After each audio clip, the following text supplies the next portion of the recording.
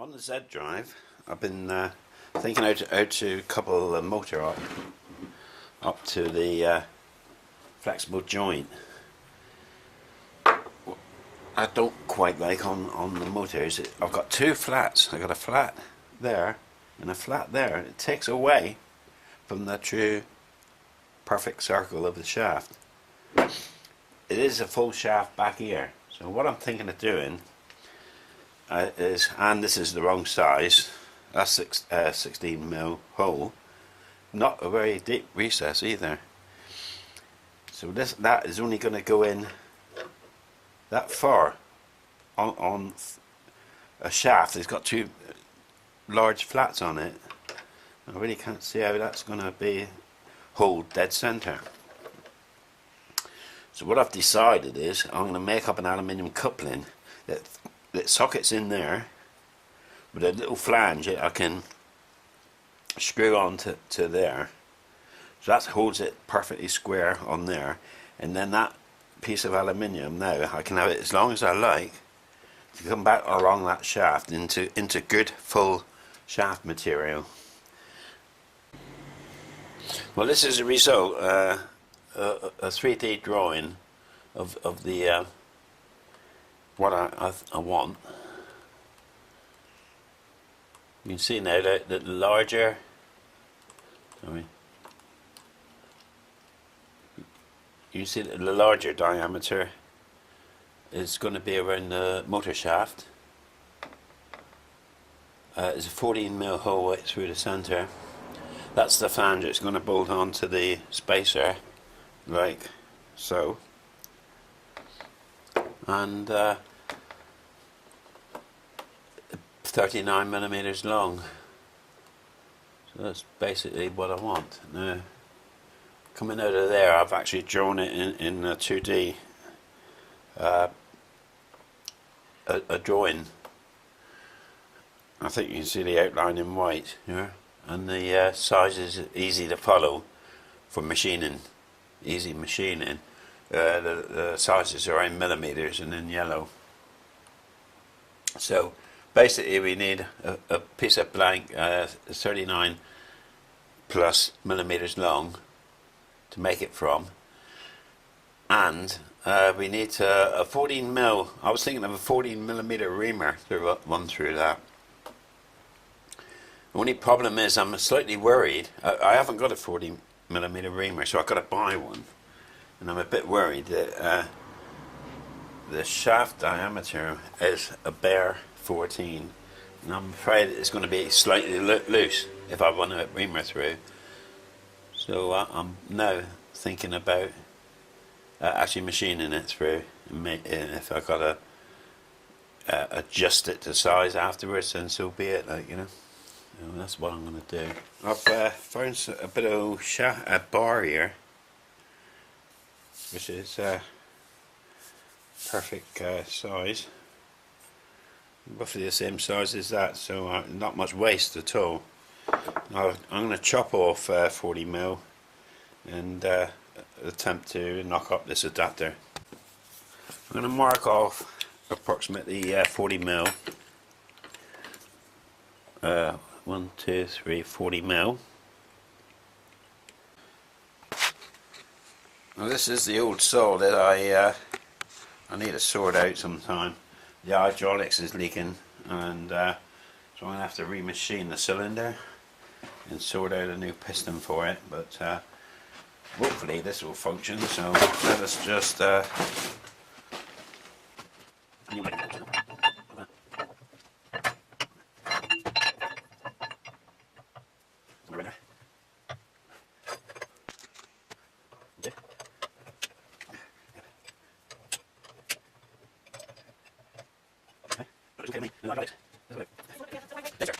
well, unfortunately, bloody hydraulics is knacked, so we'll just go ahead with it. Fire him up.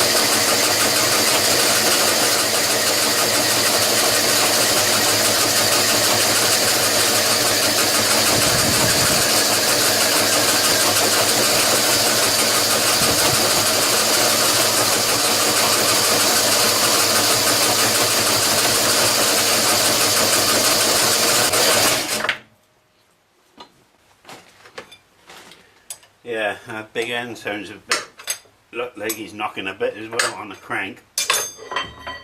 He's in serious need of a bit of attention, I think. But you can see the cut is squaring quite reasonable. And I have cut a 7-inch diameter aluminium diving cylinder now with this one here. How about that? That's better. Well, that's more light than I've ever bloody known. I think we can manage with that. So stage 1, this is our lump of aluminium. We have to change back to the 3-jaw chuck, so that's stage 1.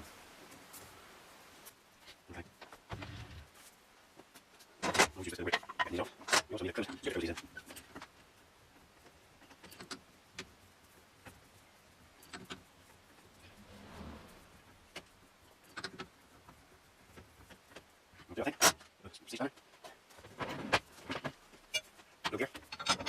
Yes. I don't know, it's better the yellow size. No, goes into there's actually mine. I think maybe I'm these days. The large tape is very vulnerable to indents and so on. Next, we'll clear it off the taper. That's not by hand. Okay. But it is, you can lift it, but it is a bit of a lump. Right, here we go. Oh, God. Another time. I'll show you the tapers involved with this Derringer. Another time. Let's get this 3-jaw chuck on. He's clean from the last time. Absolutely clean. This is a different story. I mean, I can lift this one on.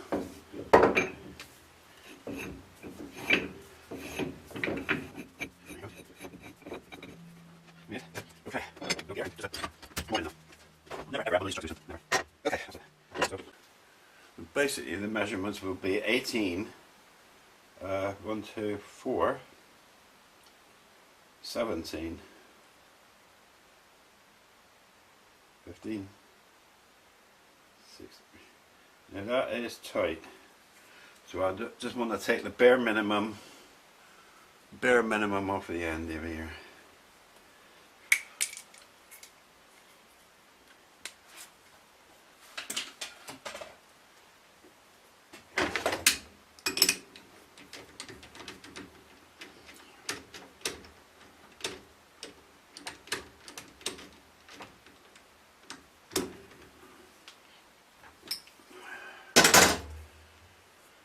See what that looks like.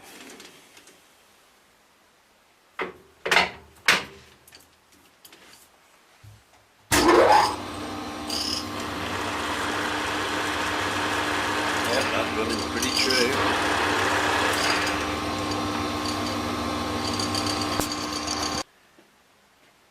You might be wondering why I use these silly little cutting tips. Well, I do, but I use anything I can get hold of, regardless of size. So I've got them from 16mm square, which I usually mill down to about 25mm square, which I usually mill down to 20mm to fit in this head. And from there on, anything that fits I use. We're cutting aluminium, so I'll do like high-speed steel for aluminium.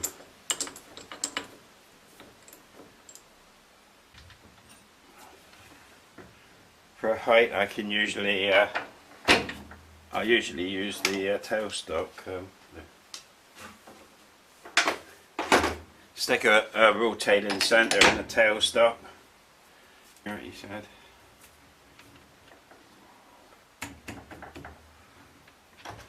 And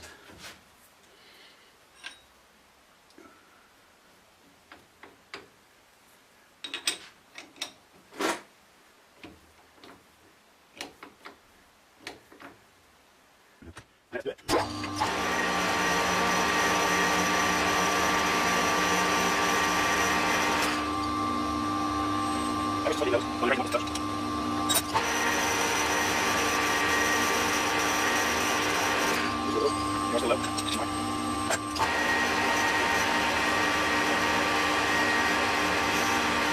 I'll show you the finish.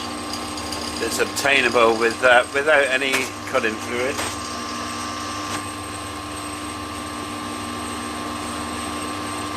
That's without any cutting fluid.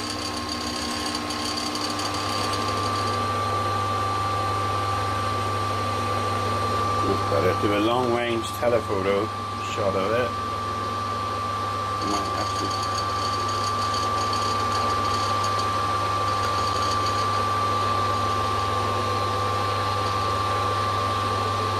Ain't bad, is it?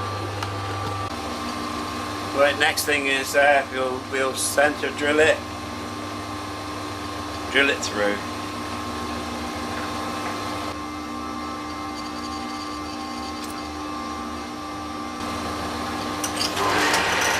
I usually just hold, because the taper's just gone in, Morse taper, I just gently hold the chuck and peck away at the surface.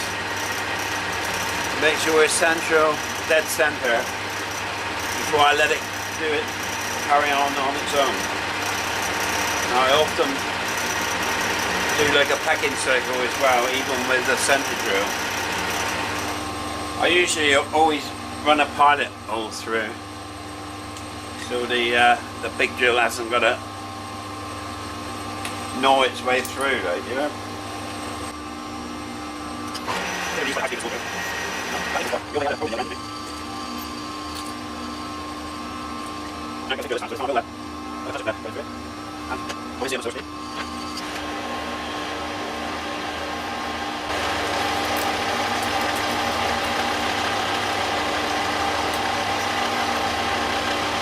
If that was HE15, there'd be like little springy curls, but this isn't like springy ones at all.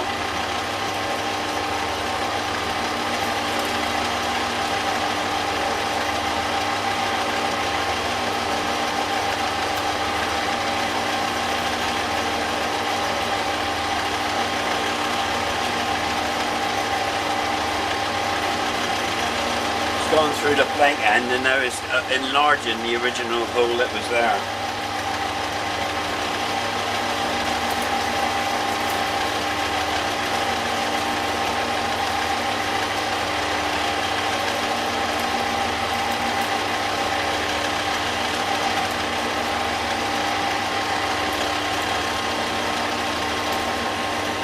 That's it.